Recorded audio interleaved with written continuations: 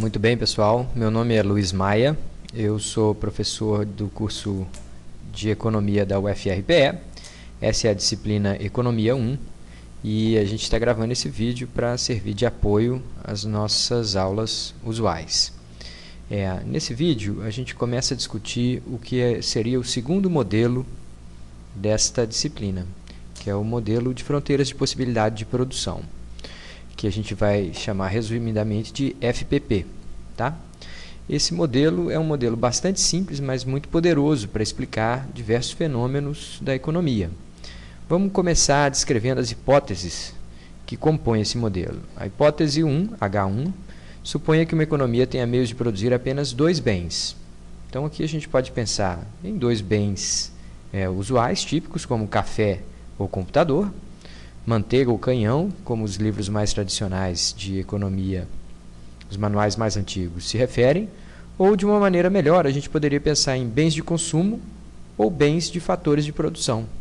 Então, em vez de pensar em duas opções relativamente triviais, como café ou computador, a gente pode pensar em agregar todos os bens de consumo da economia, ou seja, aqueles que são comprados pelo consumidor final para fazer o uso e exaurir aquele bem, e os outros bens que são comprados por empresas para serem utilizados no processo produtivo. Tá? Então, a gente vai utilizar alguma dessas composições nos exemplos que vai discutir a seguir. Segunda hipótese, os fatores de produção, trabalho, capital, terra, recursos naturais, todos eles podem ser alocados em ambos setores, ainda que tenham características bem particulares, mais adequadas a este ou àquele. Tá? Então, a gente vai dizer que um trabalhador poderia trabalhar ou na produção de café ou na produção de computadores. Claro que se a gente pegar um engenheiro de produção aqui na fábrica de computadores e tentar utilizá-lo numa fazenda de café, é possível que ele seja menos produtivo nessa segunda opção do que ele seria na primeira. Mas ainda assim ele pode ser utilizado em ambos setores. A terceira e penúltima hipótese é a de que há custos de oportunidades crescentes no emprego cada vez mais concentrado de fatores em apenas um determinado setor. Então, eu tenho benefícios em alocar um profissional de um do setor em outro, mas na medida que eu começo a especializar ou aplicar toda a minha força produtiva num único setor, eu vou tender a deslocar fatores, pessoas, profissionais, ferramentas que são muito específicas do setor X, tentando alocá-las de maneira produtiva no setor Y. Em alguns casos, isso não vai ser uma boa ideia, e na medida que a gente tentar forçar a barra, entre aspas, tentar alocar a maioria dos recursos no segundo setor, a gente pode ter custos muito altos em termos de sacrifício do primeiro setor e benefícios muito pequenos em termos de ganhos no segundo setor. Tá? Só para reforçar aqui a ideia de que custo de oportunidade é a medida do sacrifício que se faz com vistas a alcançar um determinado fim, objetivo ou bem. Tá? A gente já discutiu esse conceito em sala de aula, mas ele vai ficar ainda mais claro daqui a pouco no diagrama que a gente vai utilizar para representar essa fronteira de possibilidade de produção. A quarta e última hipótese é que, para uma dada fronteira de possibilidade de produção, o conhecimento tecnológico é dado, ou seja, é assumido como constante. Assim como a população, ela não cresce nessa representação, o montante de recursos produtivos, então o número de máquinas e equipamentos, tudo isso é considerado um número dado, um fator fixo.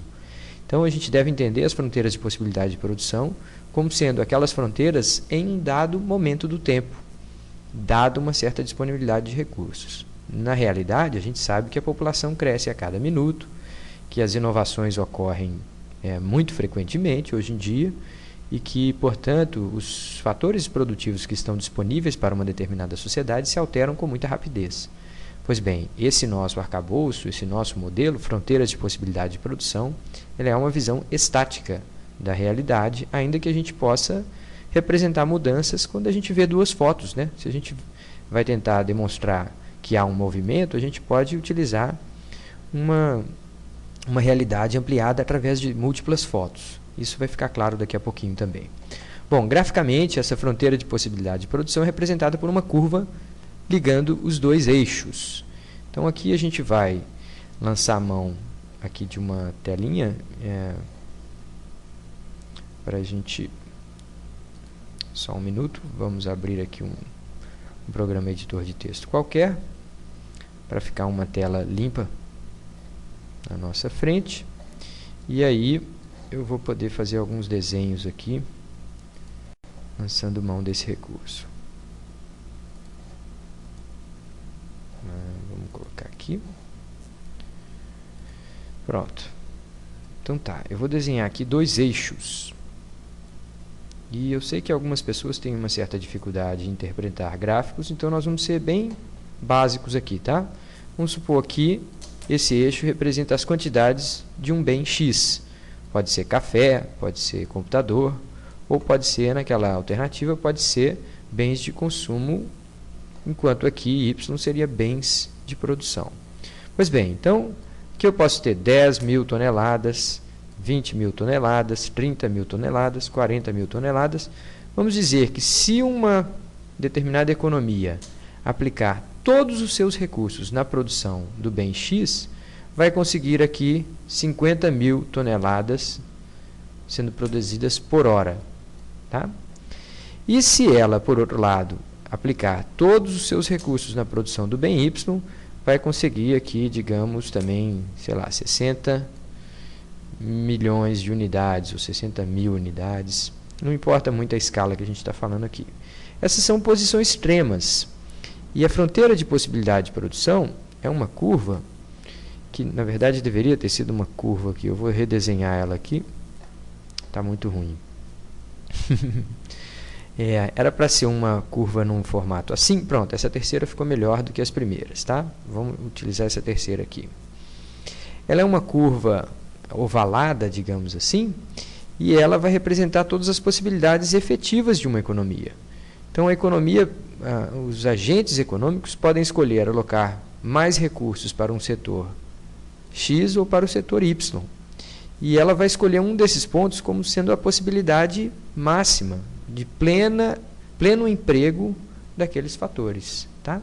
Então, se a economia utilizasse de todos os recursos, ou seja, não há nenhum recurso ocioso, ela alcançaria um desses pontos aqui como sendo o ponto de máxima capacidade, né, de máxima eficiência. O que vai determinar se uma empresa escolhe o ponto A, ou seja, de mais produção de X em vez de Y, ou o ponto B, de mais produção de Y em vez de X, vai ser o resultado das escolhas coletivas de milhares de milhões de agentes coletivamente. Tá? Mas o ponto é que essa fronteira que a gente representou aqui, ela tem o objetivo de sinalizar o pleno uso dos fatores produtivos.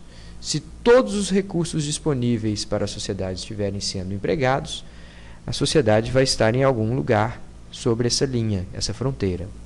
Ora, é claro que se a gente tiver desemprego de mão de obra, por exemplo, uma economia pode estar aqui. Ela pode não estar utilizando todos os recursos que pode.